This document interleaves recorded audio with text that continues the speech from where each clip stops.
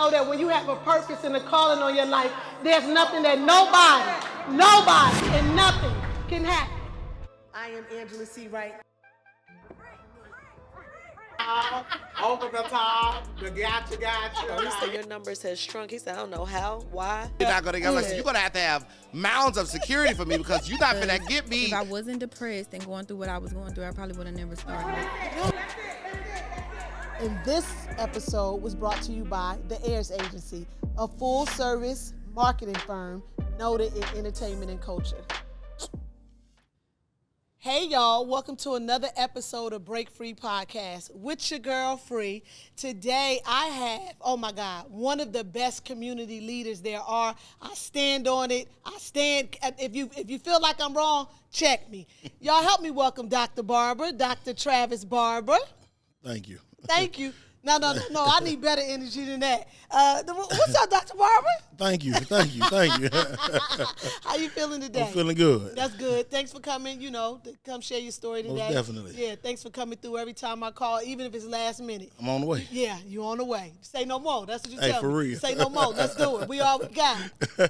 For real. So tell us a little bit, Dr. Barber. What does one more question? Where did that come from, your organization? One more question.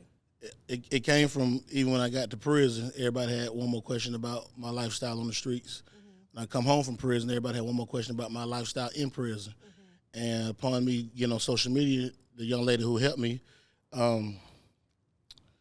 she had one more question before we got the phone for about an hour. I got one more question. One more question. What you gonna name it? Yeah. I'm gonna name it one more question. Yeah. So I was wondering. I was like, I never asked him where did one more question come from. But I see now the history behind it. So take me back some. You went to prison when you were how old? 25. 25. So you was grown. 24, 25. Yes, I was grown. Yeah. And you did how long? I did 10. 10 years. And 10 on paper. You off paper now? I got a paper last August. Oh, congratulations. Thank you. Congratulations. Thank you. So tell me, what was time like for you? The first part of it was rough. Mm-hmm. I was probably depressed for like 3 years, 3.5 years, and I finally got broken all the way. And that's when I started thriving, and that's when I got engaged and got involved and got my life back together, even in there. What do you mean when you say broken? Broken mean like my spirit was crushed. I still really wanted to get back out and get revenge and show the world that Big Trap ain't stopped. Big Trap's still here, but in the process of not being able to get out and do my own thing, God broke me in isolation in a cell by myself. Broke me, prostrate, laying flat out, naked, crying. Yeah. I surrendered. You surrendered. Yes. That day. I and surrendered. You told God, God, what? What use did you me. tell him? I said, use me. and then, so while you was in there and you was broken, did you have the idea for one more? Did you know you would come home and have this huge nonprofit, or what was your idea? Really, the nonprofit was huge in there because I became to them boys what I wanted a man to be to my children out here.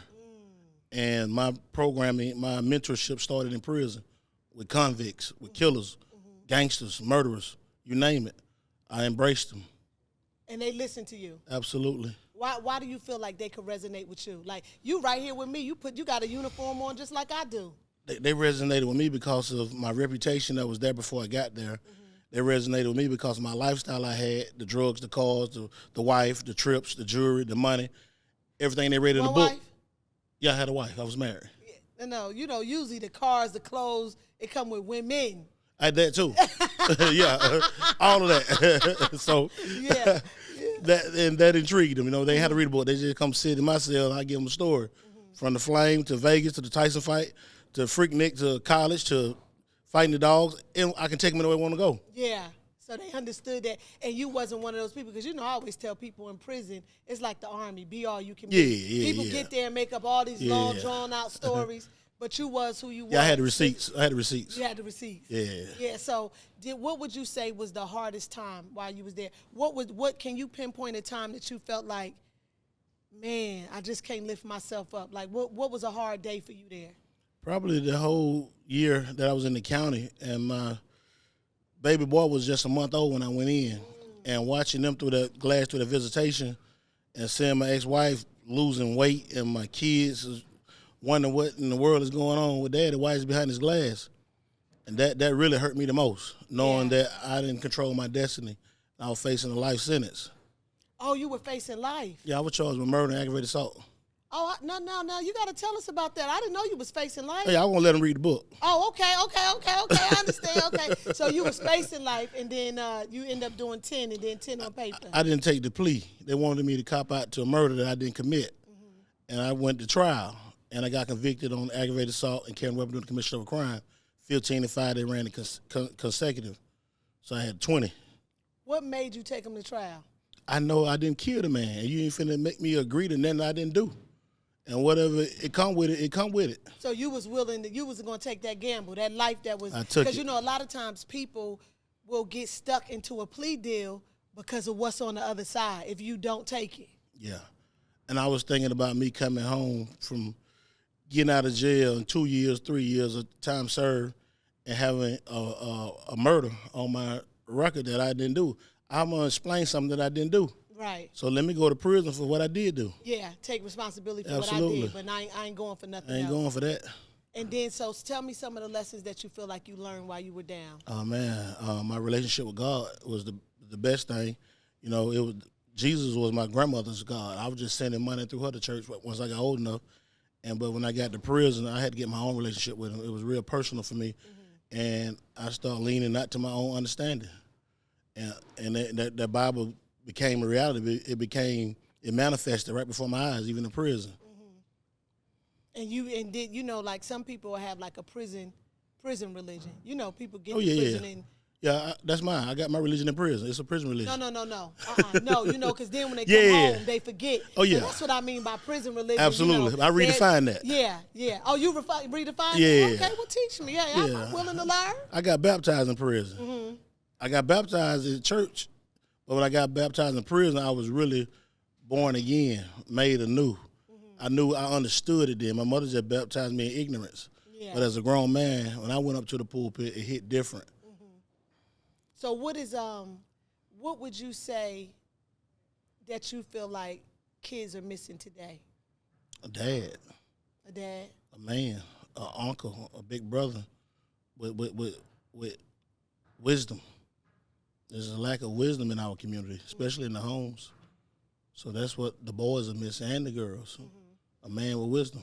I seen you do something that spread like wildfire on social media, and you had a group of boys, and you just begin to give out hugs. Oh.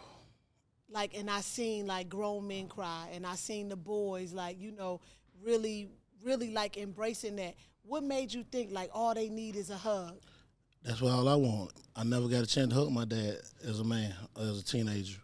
And I knew what I was missing once I got to prison. That's what I couldn't wait for each visitation to hug my boys, to let them know I love them. And I never received that. So that's why I give it everywhere I go. And what did the boys tell you like on the other end, like after you hugged them, like the things we didn't see on camera? Like what do they say to you? Like Dr. Barber, like what do they say to you? Hey, thank you. I love you. And hey, we locked in. Yeah. Another thing that I love, like at the fishing event that I seen with your 100 boys. Sunday. Fishing. Yeah. So another thing that I love is that you're teaching young boys that it's okay to say I love you. Yes. You know, because a lot of men and women, you know, just from generation to generation, Yeah, pass down. it's passed down where you know you love somebody, but you don't verbalize it. So I noticed that not only you, but the guys that you have around you, like that y'all tell boys, like, I love you. Like, it's okay to tell another man that you love them. And again, is that inspired by you not somebody, a man figure not telling you that they loved you? It is. No, man never told me that. Now, even my grandfather, he loved me to death, but he never told me he loved me. And so for me, that's my biggest thing, letting people know verbally and with my action that I love them. And I think I set an example for all the brothers that know me, that see my change, for me to be this transparent, this vulnerable, and this affectionate. It just makes the community better. Yeah. Especially when they look up to me for all the wrong things prior to. And now it's just a greater admiration and respect for me being bold enough to come home and stand up for what's right. Yeah, and walk in that favor that Yes. God has on your life. And, you know, another thing that I admire about you, Dr. Barber, is that you just who you are, no matter where you show up at. You get what I'm saying? You just you Yeah. yourself, you know, Yeah. and don't put on airs and you know humble when you really don't have to be humble. I really don't. Yeah. But I am. Yeah, you're really humble, and you know it's just it just goes to show. I think your life is a living testimony to other men, other women who are left behind, that's incarcerated. That there is life after prison, and then not only men, not only are you encouraging men that's left behind, but there's men that's right here on the street who are left behind, who feel like because they've done something or they just can't find the wherewithal or the drive to push forward. How do you get up every day and make yourself go? I know my sons watching me, and they was expecting Trap to come home. They heard all the stories about Trap, but they didn't know their dad, it was Travis Barber, and now I'm Dr. Barber. Yeah. And for my son to see me climb up out of the pit, climb up out of prison, climb up out of depression, climb up out of everything that's supposed to bury me, and to stand on top of it and be the beacon of light for the city. Yeah. It just gives me so much encouragement and strength and excitement about each day that I wake up and step foot on the ground. I know I'm finna go bless somebody every day. Yeah. Do you ever have days where you don't feel like getting up and do it? Oh, yeah, I do. But them the days that I know I got a greater assignment, greater calling, because the devil don't want me out here talking to these black men about black love, about black encouragement, about black rights, and about I've been everywhere you don't want to go. Yeah. And I'm here, though, to warn you. And when you go into those prisons, too, I know we couldn't see on camera, but you did the hugs there, too. Yes. And what was that like? Like a revival. And I think my hugs and my tears and my story and my triumph set so many men free that are in their depression, ready to call it quits, or just hang their head on the rack and say it's over with. I bring that life back into them. I'm like that ambulance pulling up, and I give them life. Yeah. Did you know that your calling was this big? I still don't know it. Everybody say I'm so humble, but it ain't about me. I just know I owe it to God for saving me and for sparing me and cutting them 10 in half and letting me come out here and be obedient and show the world that you can still be big, black, bad, and humble and intelligent and righteous. Yeah. How was that feeling? Because you wasn't Dr. Barber before you went in. You was just I was Big Trap. Yeah, Big Trap. Big Trap. Oh, that was your nickname. Yeah. And why did they call you Big Trap? Was it your size or was it the bread you was getting? The size. My nickname was already Trap. Then I started getting in the street, so and the more money I got, the bigger I got. Yeah. So it's been Big Trap. Yeah. And so what was that transition like from Big Trap to Dr. Barber? Did you cry when you became a doctor or no? I did. You did? Looking out in the audience and seeing my sons, the same stage I walked across for that conviction, walking across a bigger stage for that accolade. And, that was just the greatest moment for me. Yeah. My kids to see me succeed after prison. Yeah. And then what about, what do prison officials, like what do they say? About from Big Trap and then, because I know your ministry started in there. Yeah. But a lot of times, people will think that we're just doing something because we in there. To have good conduct and want to get our time or need a letter of recommendation. Yeah.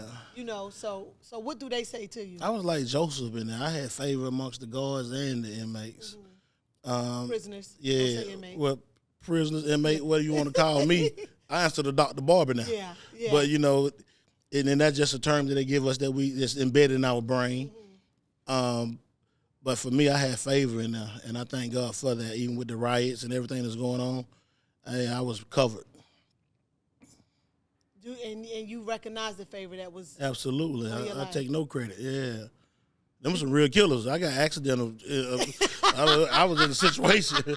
Them was some real killers I was in there with. Like, hey, I don't want no smoke. Yeah. Tell me more about one more question One about more your question. organization. Oh, man, it's expanding. I'm just having major boardroom meetings with some people that I would never imagine. And just being in 13 schools with my leadership program is a blessing within itself. And having this relationship with so many kids throughout the city and them having that confidence to know that they can call and depend on me when they can't call and depend on no one else. Yeah. And biggest thing for one more question with me is walking to this courtroom as a credible messenger, speaking on the behalf of these young kids that are getting in trouble accidentally, peer pressure. And for me to be able to go in that courtroom and bring that lady's son up out of that jailhouse is me walking on water before my people. Yeah, yeah. Do the kids, do they realize, like, after you talk to them and you break it down, do they realize, like, you know, it's just a waste of your life, this is not the way you want to go? Or do you feel like some of them don't get it and some of them going to have to bump their head? Yeah, it'd be like a 50-50, but my thing is they won't have the excuse that I had when I got to prison. What was your excuse? Didn't nobody tell me. Nobody talk to me about consequences. Everybody tell me, get some more money. Run it up, boy. I see you, boy. Yeah. Boy, you blowing up. You big time. Hey, man, you know you playing with your life. You know you got a family and kids. Hey, man, you know you better than that. Nobody tell me that. Do you feel like if somebody had told you, you wouldn't have went that route? If the right person would have, other than my mother and my grandmother, who I was doing it for them, so I thought I wanted to take them out of poverty, but if the right person would have told me, it would have resonated when I got to prison. I wouldn't have had that excuse. But, And you know what we look at, like you just said something that you wanted to take them out of poverty, but we really push them further in poverty when we go to prison. You know, because it's not just us that's locked up, it's our entire family. It's the friends that are true friends and that are there. And then they have to spend money to come visit, trying to put money on your books, paying the phone bill, you know. So we think that on the outside, you know what I mean, at the forefront, we feel like we helping our family, but really on the back end, it's a hindrance. yeah, definitely. I totally agree. Yeah, yeah. And so with the 100 Sons Day, how did that start? With Sunday, Yeah. I never went fishing with my father. And so when I get out, I go take my boys fishing, and they fell in love with it. Like, I had to lead them at the lake. Like, I had enough. Yeah. But I just, that fellowship, that bonding, the activity in itself just so peaceful. I said, I want to bring every little boy to the lake that doesn't have a father, let him get that experience to be with a real man and learning something new and just having that conversation, that personal time, ain't nothing like it for boys or girls. Yeah, and then so do you teach young boys about what it is to love a woman and how to love a woman? Because you know that not every man knows that. Well, I'm learning myself. You know, I was the infidelity's husband. I had all the women on the side, so we learned together. But now, you know, I have a better understanding about love and relationships as well as marriage. So I got a different perspective, but the time hasn't came yet for me to discuss that with them because I had no values on relationships because of starting to have sex so early from the hood. Everybody just in one big orgy in my community. Yeah. And then to be a grown man and don't have any kind of foreplay, we just getting straight to it. Yeah. It was embarrassing, but now that I'm matured, I can have that conversation with them. I appreciate you for that. I just stay in my lane. I ain't capping on I nothing. appreciate you for that. Yeah, I appreciate you for that because, you know, most grown men wouldn't even just say it what you said. You get what I'm saying? Absolutely. So I appreciate you for that. And then, I mean, even if it is a learning process for you now, at least you are willing to learn. Absolutely. Yeah. Are you married now? No, I'm divorced. Oh, so you're not, I thought you had got remarried. No. You think you're going to get remarried? I know I am. You are? Yeah. Yeah. I love that family structure. Yeah, and I'm going to do it right this time. Without the infidelity. Yeah, without all that. Yeah, definitely. Yeah. What about, did you make amends? Did you make amends with your previous wife? Oh, yeah, absolutely. Yes. Had to. My sons are watching. Yeah. And just because we're not together, I got to show them if they're not with their kid's mother, they still got to be respectful and be cordial. So I had to set the example on that first. Yeah. I see, to me, what I've gotten out of the conversation is that your sons are your motivation. Hell yeah. For real. And what do they say when they see their dad? Like, do you see the shine, the glitter in their eyes? Yeah, I do. How was you able to tell somebody that maybe don't have the best relationship with their children? Like, how was you able to mend that relationship, especially for the one that was so young when you went in? Same thing they do with these girls that they love. When they mess up, they go begging and pleading for forgiveness and apologize. Do that same thing with your child, doc. Go apologize. Go take accountability for your absence. No matter how it happened, I had to apologize for leaving them. Yeah. In spite of me trying to provide and do everything the right way, I was wrong. And I started right there with being honest. While you was in prison or once you came home? And I came home as well. It was a hit difference in that living room. Yeah. And looking at them, and hey, tears falling, everybody crying. But I'm here now, and I'm going to stand up, and I'm going to show y'all. Yeah. Yeah, and for they real. dad has showed them. I had to. And your mom, like, how happy is your mom? Oh, man, that girl get on my nerves. Hey, Willie Steve Barber, I appreciate her for not aborting me, man. Looking back at the situation, the circumstances, the climate, the finances, the education, and she said, I'm going to have my child. And I'm here today because of that decision she made, and I'm so forever indebted to her for that. I know one thing. She supports you like no other. Oh, yeah, absolutely. She told me, she said, I missed all your games, son, and I'm sorry. But I ain't going to miss nothing that you have. And she been on She be there point. with that coleslaw. Hey, for real? Yeah, she be there with that coleslaw. No, really, I see her like when the donations, you know, like one day I came to bring something to the house, and she right out there in the trenches with you, taking in the packet, counting down, you know, your little grandbaby. Yeah. You even raising her up the right way, you know, to see like it's different ways to hustle, it's different ways to get money as well as to pour into other people's lives, you know. Yes. I don't know if you realize, I'm pretty sure you do realize it, but you really changing the trajectory of generations to come, you know, because just saving one little boy life, that's helping his entire family line. Yeah. You get what I'm saying? Like I think sometimes we don't give ourselves enough credit, you know, and we don't really look at we know the responsibility that we've given, but I don't think that, you know, we move so much, and to us it's just like it seems nothing, but you know, I just want to tell you, Trav, you really are a big deal. Thank you. Yeah, you really are a big deal. Yeah, Thank I you. just want to tell you, like, you're a big deal, and, you know, to always just give yourself credit, like, you understand that it's bigger than you. Yeah. You know? I bragged so much when I was selling dope because I had came from nothing, and I getting the convertibles, the hot rods, the Benz. I was just bragging. I ain't never had nothing. And now once I got spiritually inclined, it's like I ain't got to brag. I'm going to let my actions brag. I'm going to let them kids running up on me 20 deep when I go to school. Yeah. I can't brag. I can't out-brag that. Yeah. I just post it. Yeah, they be all on your leg, all on your arm. Yeah, you just be smiling. And, you know, they love to see it's like Santa Claus coming down the hallway, you know, with that jolly laugh and that top hat. You missing the top hat. For real, I left it in the car. I ain't want to make some set. Okay. This episode was brought to you by the Heirs Agency, a full-service marketing firm noted in entertainment and culture. So I know we understand Dr. Travis Barber, right? But if you don't mind, take me back to Big Trap, like that night that your life changed forever. It was a hell of a night. I was at the club in Carrollton, Georgia. The college, West Georgia College is right there in that same area. We went down to kick it. Had a great time at the club. Me and about 6 or 7 of my homeboys, can't really remember. It was like 3 or 4 cars deep. Leave the club. They meet 2 or 3 little chicks gonna ride back to the city with us. They said everybody go to the Crystals after the club. So they want to go over there, and then we're gonna leave from the Crystals. Get to the Crystals, my buddies pull in first in the front door. I'm riding in the Cadillac with my partner. We pull up, give our order. We pull on down out the way. And before we can even put the car in park, just a mayhem I'm checking out the rear view. I'm on the passenger seat. I see all the commotion. I see my buddy hat, like, in the air, bobbing. So get out the car, go investigate. They fight and run up. We get into it. Had to be like 50, 60 for sure. No less than 25 jumping on my 4 or 5 partners.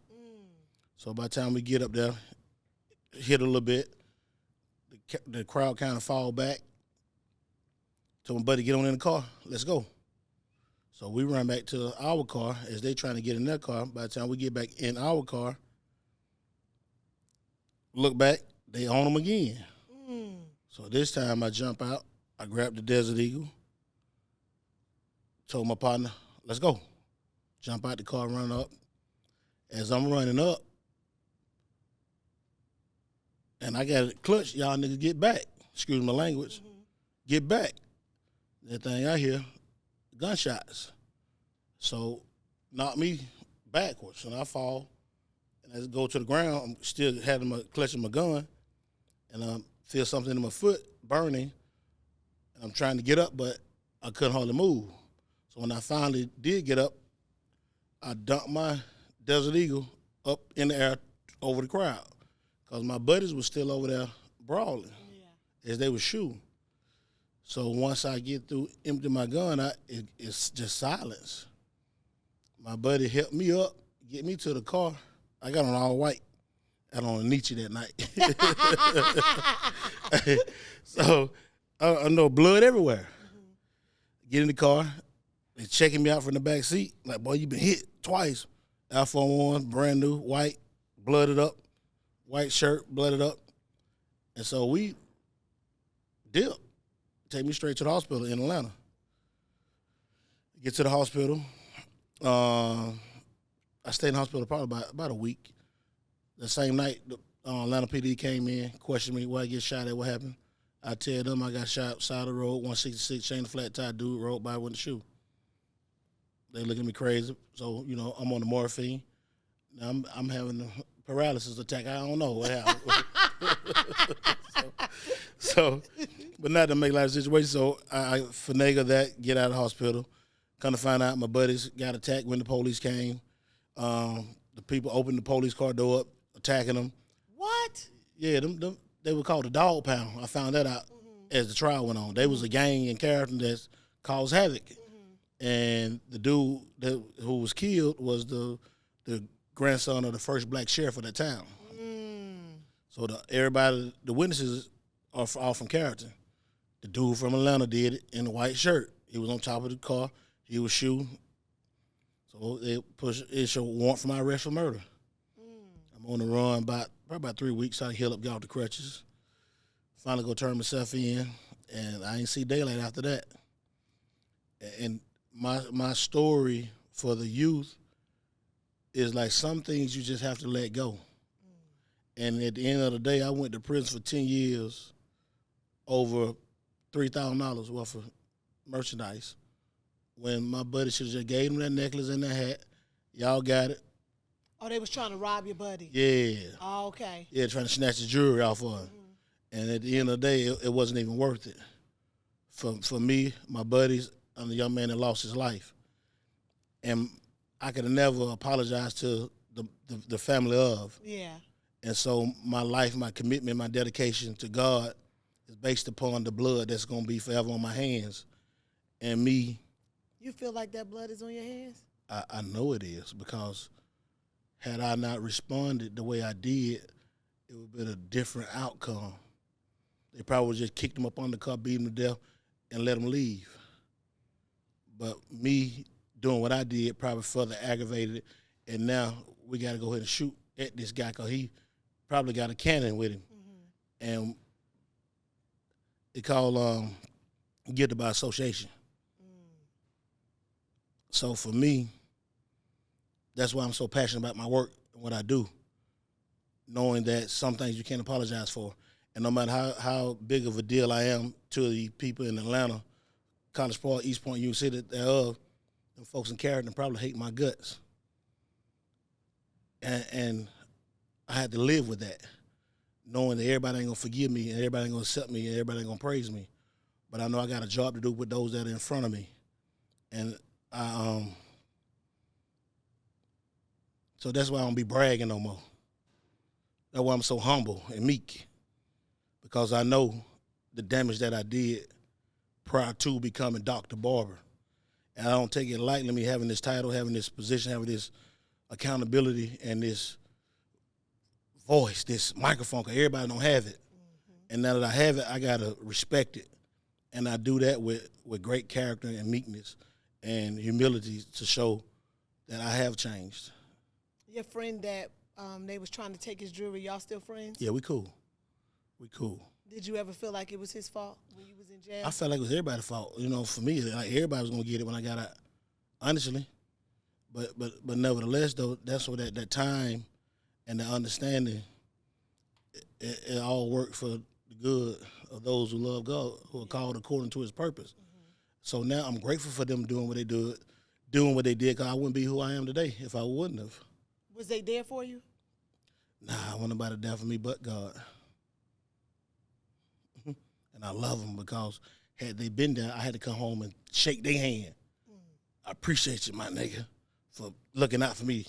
But they ain't do that, so I ain't got to shake nobody's hand. And you wasn't bitter. You didn't come home bitter. Hey, for what? I had been broken. You get broken, the bitterness is gone. Mm-hmm. I'm good. And I thank God for everybody that walked out. So now they inboxing me and calling and texting. They need me. You know, it'd be a hard pill to swallow. You know what I mean? That people that you love, you damn near gave your life for your friend. You know, so for your friend not to be there for you when you was gone, and you to be able to still come home and just be like, oh, what's up? Like it's cool, it's okay. That's a hard pill to swallow. But I do it again. But that's why I run with real friends now. Mm-hmm. Run with my children. I die about them, just like I would with my partners. And the biggest thing for me was when my ex-wife told me, you sold us out for your friends. And I did. But that will come with the streets. That's why I tell cats, you going to get out there, you got to be all the way in, partner. And that's your family. You responsible for them cats that's selling your work, working with you. That's your responsibility. That's your family. And I was in that seat, man. I had to eat those words, but never again. Never again. Never you don't again. even associate yourself with certain people or go certain places. At all. You know, I always tell people, like, I never was the girl. Like, you know, I was a popular girl. You know what I mean? So, but I was never that girl that a guy could tell me to get up under another dude to, like, rob. I never believed in robbing. I never believed in setting somebody up. I just never believed in it because I always feel like anybody could say, oh, we're not going to kill them. But you can't say what's going to happen when things get to going. You know, that's like that night at the drive-thru. Who would have thought? Y'all on your way back to the A with some honeys. You get what I'm saying? That's what y'all thinking. We finna go finish our night this way. Who would have thought stopping at a drive-thru in the instance that your life changed? I come back with 2 bullets in me, a 3-8 and a 22. So it was 2 different people shooting at you? Yes. And the court didn't care who shot me. They didn't even speak on it.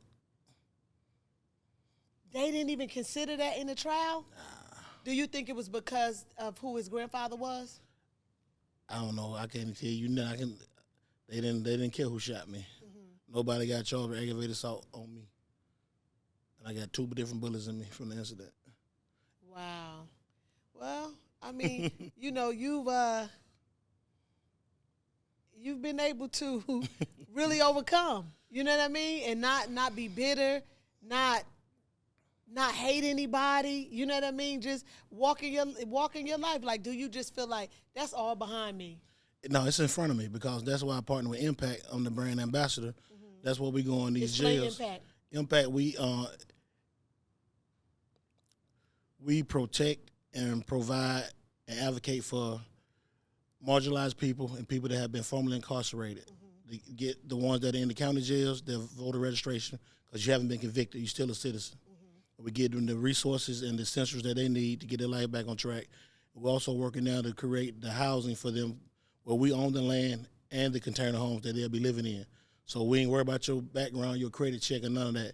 I need in on that. That's something that I was telling my manager, like, I want to do. There's a huge housing problem here in Atlanta. I don't know about everywhere else, but Atlanta, like me working my 9-to-5 job every day, the Bell Project, like, responsible trying to find client support services, but it's so hard to find housing.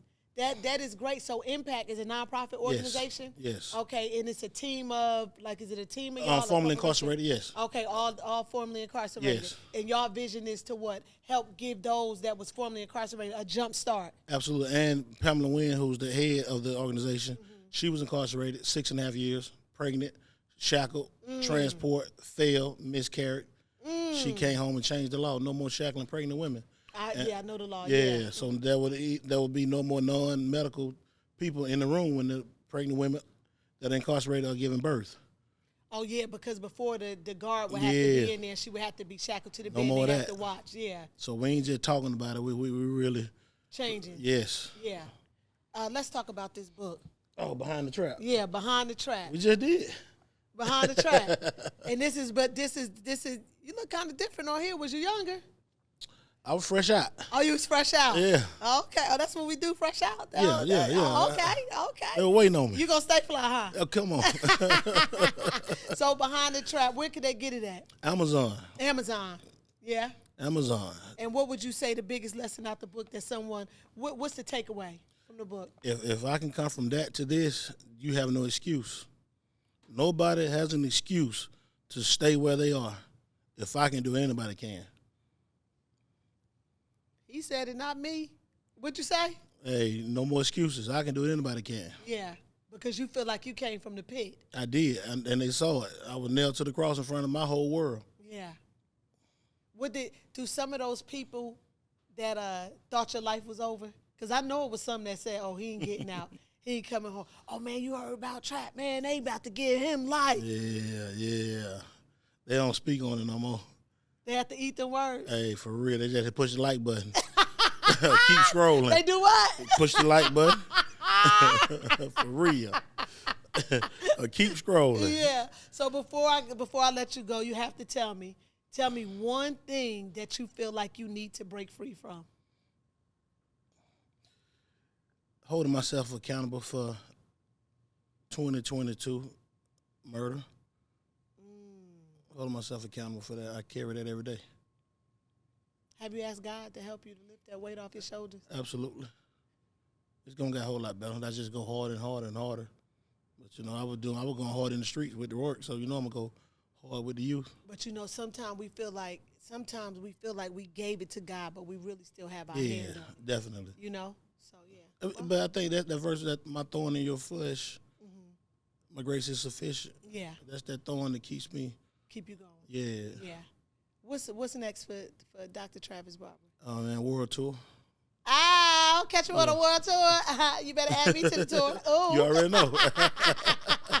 No, y'all, make sure y'all go get Behind the Trap. You can get it on Amazon. Dr. Travis Barber, again, I thank you. I thank you for your resilience. I thank you for your testimony. I thank you for your transparency. And most of all, I thank you for helping our youth to know, like, man, hey, that ain't what's up out there. This is what's up. My pleasure, and thank you. And I cannot close out without saying thank you for my nomination for my doctorate. We all we got. We all we got. For real. There you have it, guys. Thank you again. This has been another great episode. And remember, it's always delusion until they see it happen. I'll see you next time. Yes. And this episode was brought to you by the Heirs Agency, a full-service marketing firm noted in entertainment and culture.